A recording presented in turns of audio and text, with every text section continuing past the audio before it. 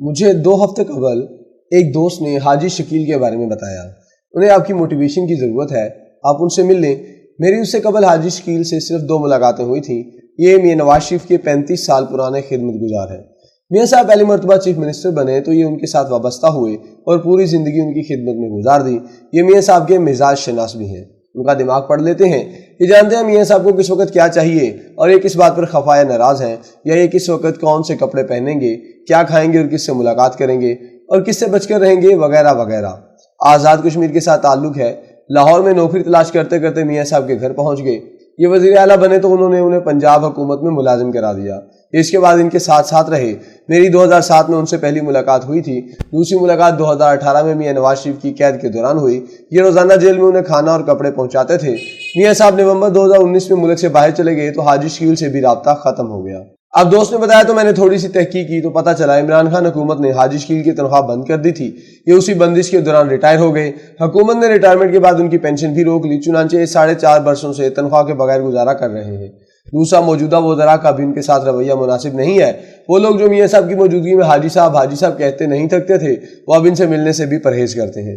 یہ ایک وفاقی وزیر سے ملاقات کے لیے گئے، یہ باہر ہی بیٹھے رہے اور وزیر نے انہیں اندر تک بلانے کی زحمت نہیں کی، چنانچہ یہ چپ چاپ واپس آ گئے۔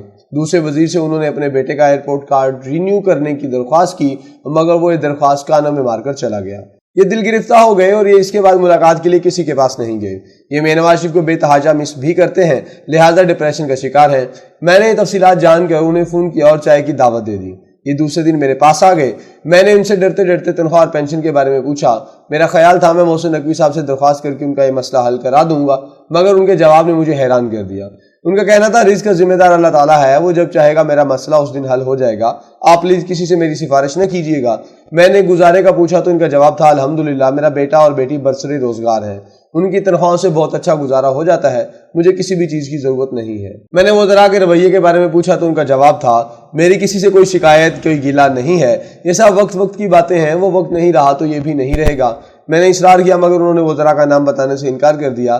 میں بار بار پوچھ کر ان کی خودداری کو ٹھیس نہیں پہنچانا چاہتا تھا، چنانچہ میں نے موضوع میاں نواز شریف کی عادتوں کی طرف موڑ دیا۔ حاجی شکیل خوش ہو گئے اور یہ اسی میں بولتے گئے۔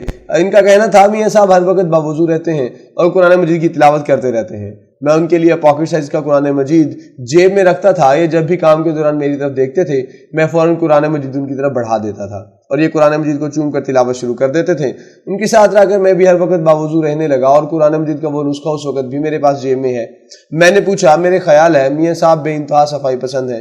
یہ فوراً بولے بے انتہا، کمرے یا آفس میں جس جگہ گرد ہوگی ان کی نظریں سیدھی وہاں جائیں گی۔